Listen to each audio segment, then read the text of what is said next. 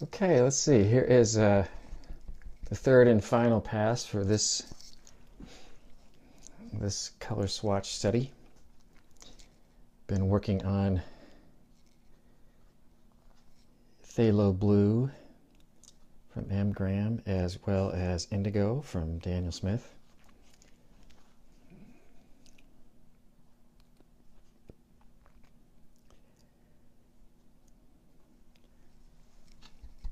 I had a little bit too much water mixed up there. I didn't want that much water. I'm going to go for a pretty strong mix. I will say also that it's occurring to me that I don't think we ever really went over. When we're practicing with just one color, I like to do that and without worrying about the palette and where things are and how do you mix and da da da da. But you're certainly welcome to stick your colors, your paints, wherever you like in your palette. I do, and I and a lot of other artists I know set things up in the fashion of sort of a color wheel. And I typically have my reds in this corner and my blues over in this corner and yellows over here and my darks over here. That helps me sort of think about what the primary colors and mixing the yellows and the reds and the blues over here. And then I save this space over here for just really watercolor and pigments that will go really, really dark, that I'll mix with kind of everything else as well. So I do have my blue, Phthalo blue over in this area. If you have this particular palette, you could certainly go there or someplace nearby. And if you already have them squeezed in, I'd say give that a shot, and we'll see how it goes. Anyways, I think I have a pretty nice strong mix here of some Phthalo blue, so I will have at it.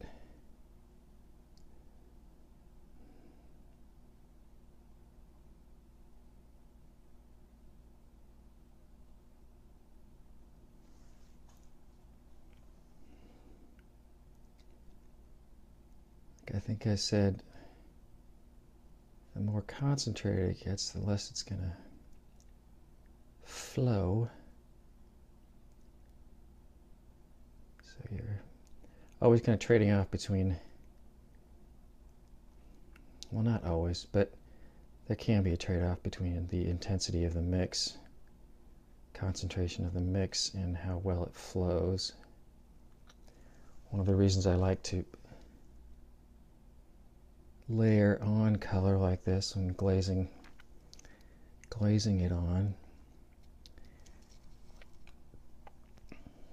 is that the building up of the even the watery layers, watery mixes are adding to the intensity, and it's a different effect. It's a, for me, and well it's visually a different effect than just painting a swatch with a stronger concentration from the get-go and then just letting it go from there. So let's see. I'm going to clean away a little space for my just Indigo. And also want to get a strong concentration of this. I might have a little bit too much water in my brush.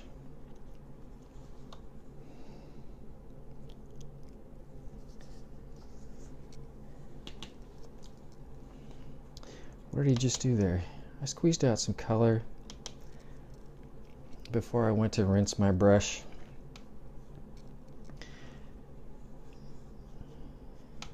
I was trying to make my brush drier, remove some of the water, but save some of the paint still. I can elaborate on that more later, but here's the point. Ooh, nice.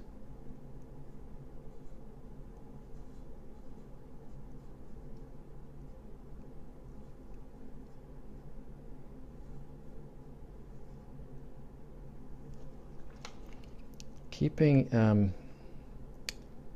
the brush strokes still as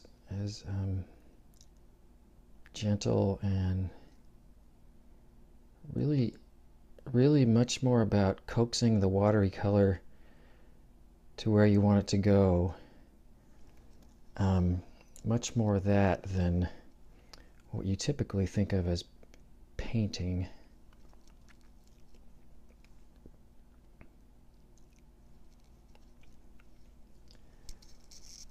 Oh, I don't have, I'm not, when I'm typically painting a house or a wall or acrylic or all sorts of different things, and heck, even with watercolor if you really want to, of really just digging into the color there, kind of mostly straight out of the tube, and then just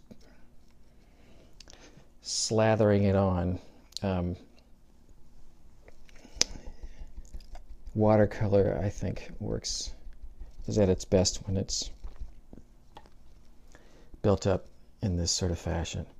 So let me see. This is what I didn't do very well last time, but I'm going to try to get a little bit more water out of there after I rinsed it. And once again, the reason I've rinsed it is just I sort of as a habit and wanting to know basically that there's not much color in there.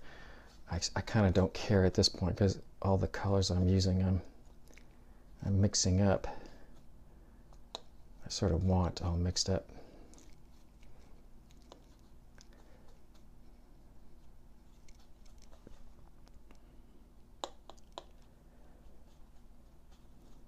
I'm going to talk about it in class, but typically when I'm picking up paint from one of the wells, I do like to kind of keep one area of the pile of paint sort of clean, and then I can go in and dab from a clean area when I want to.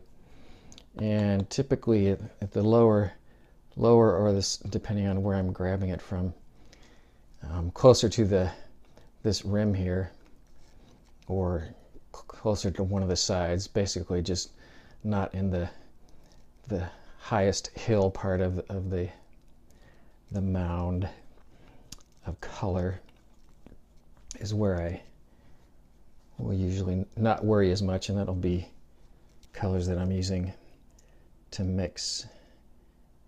I'll be mixing in darks and all sorts of things.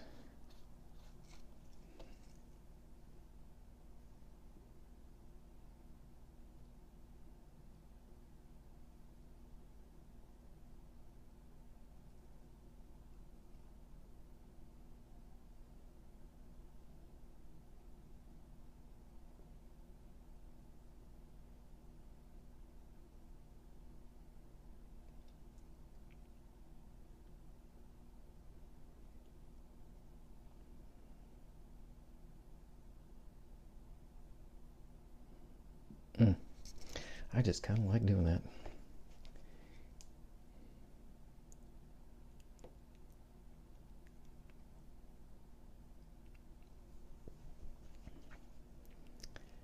So that's yeah, that's certainly good enough for now. I can oh heck, said the instructor as I'm looking at it. And I'm not sure how well it shows up on the video, but there's a big jump in value from this middle swatch to this darkest swatch. So yeah, this is a good opportunity to really just drive home the point of I want to make that a little bit darker, and I can.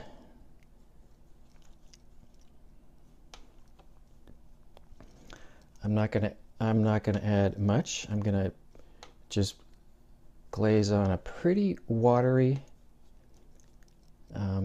wash. It's going to have to be at least a little darker than what's there. Let's see what happens. Yeah, I kind of like that.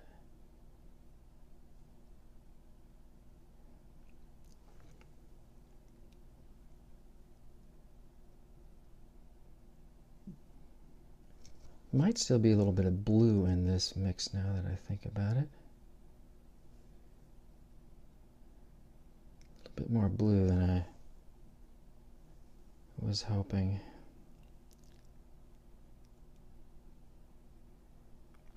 One of the realities of that phthalo blue is that it can stick around in your brush when you aren't expecting it to sometimes.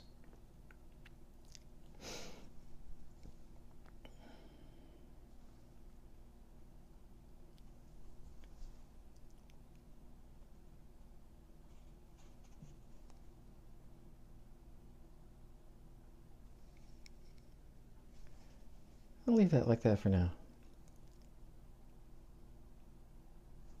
Okay.